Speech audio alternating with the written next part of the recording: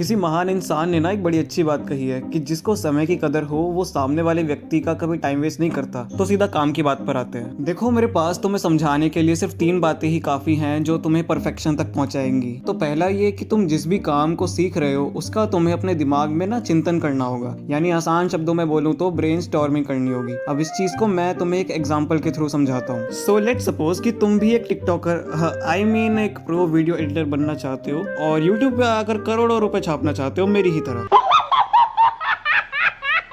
तो तुम जिस भी प्लेलिस्ट या कोर्स को फॉलो करके अपनी एडिटिंग सीख रहे हो वो तो साइड बाय साइड करते रहो, लेकिन इसके अलावा तुम्हें जिंदगी में समय समय पर बैठकर सिर्फ ये सोचना होगा कि कैसे तुम कोई खुद का एक नया स्टाइल प्रोड्यूस कर सकते हो, कैसे तुम कंटेंट क्रिएशन में एक वैल्यू एडिशन कर सकते हो, आखिर एडिटिंग में थोड़ी सी और जान कैसे डाली जा सकती है जो तुम्हारी खुद की अपनी एक अलग नई पहचान बनाए। मैं पहले ही बता दूं ये काम इतना आसान नहीं है। हो सकता है ऐसा करते हुए तुम बस 5 मिनट में ही बोर हो जाओ क्योंकि नए आइडियाज जल्दी से किसी को नहीं आते। लेकिन मेरे भाई एक बात का ध्यान रखना कि जिस दिन तुम्हें वो आइडिया हिट कर गया और उसको तुमने अप्लाई कर दिया तो शायद वो तुम्हारी स्किल को एक अलग लेवल पे इनहेंस कर सकता है और तुम्हें दूसरों से अलग भी बना सकता है। इसलिए प्लीज इस काम को करना तुम शुरू कर दो, लाइक एटलीस्ट वीकेंड्स में एक बार कम से कम आधे घंटे तक के लिए। और इसी के साथ उस समय पर तुम्हारे दिमाग में जो कुछ भी चलता हो उन्हें तुम लिख भी सकते हो। लिखना एक बहुत ज्यादा अच्छी हैबिट है जिसके फायदे तुम अपने आप गूगल कर सकते हो। तो अब जो तुम्हें मेरी दूसरी बात माननी है वो सुनने में बहुत आसान है लेकिन अप्लाई करने में उतनी ही ज्यादा मुश्किल है। देखो हम सब बहुत अच्छे से जानते हैं कि हर जगह किसी ना किसी स्किल में या किसी ना किसी टैलेंट में कुछ ना कुछ मुट्ठी भर लोग जरूर होते हैं जो हमेशा अपने आप को दूसरों से अलग बनाकर चलते हैं। जैसे कि अगर मैं क्रिकेट की बात करूं तो कोहली और धोनी सर को कोई भी रिप्लेस नहीं कर सकता। ठीक वैसे ही जैसे फुटबॉल में रोनाल्डो और मेसी जैसे प्लेयर्स को कोई रिप्लेस नहीं कर सकता, और वैसे ही जैसे मार्शल आर्ट्स में ब्रूस ली को कोई रिप्लेस नहीं कर सकता। He was one of the most legendary martial artist. वैसे ब्रूस ली के बारे में तुम्हें एक बात और बताऊं, उसकी आईसाइट -10 थी और बॉडी डिसअलाइंड थी। और डिसअलाइनमेंट से भी मेरा क्या मतलब है कि एक पैर दूसरे पैर से 1 इंच छोटा था। इसका मतलब ये है कि उसके बॉडी में बहुत ज्यादा बड़े फॉल्ट थे और उसके बावजूद भी वो इतना बड़ा मार्शल आर्ट्स का लेजेंड बन गया। आखिर इन सब लोगों में जो अपने स्किल में इतना ज्यादा आगे निकल चुके हैं बाकी क्राउड से, उनके पास ऐसा क्या है जो बाकी क्राउड के पास नहीं है?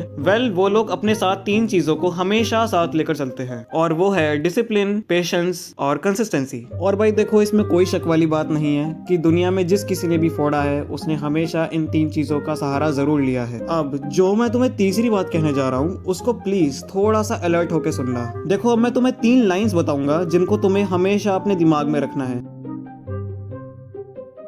मुझे अभी बहुत कुछ सीखना बाकी है, मैं सिर्फ एक चींटी के समान हूँ। जब तुम इस बात का ध्यान रखोगे कि तुम्हें बहुत कुछ आगे अभी सीखना है तो तुम कभी भी अपनी जर्नी में एक फेक सेंस ऑफ प्रोग्रेस नहीं फील करोगे। वरना आधे से ज्यादा लोग तो अपना जीवन सिर्फ भ्रम में ही जी रहे हैं कि उन्होंने बहुत कुछ उखाड़ लिया है।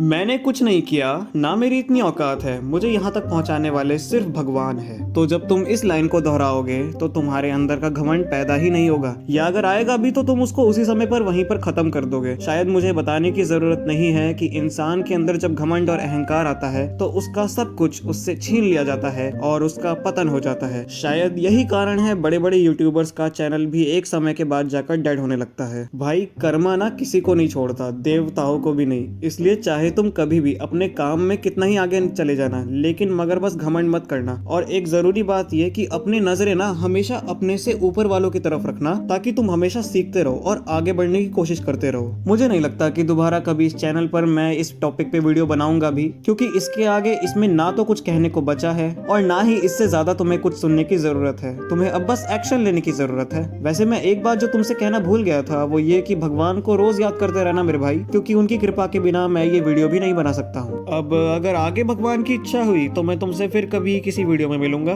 तब तक के लिए बाय बाय, राधे राधे। अपने आप को पूर्ण समर्पित कर देने वाले को हरि रस की पराकाष्ठा अर्थात राधा रस की प्राप्ति होती है।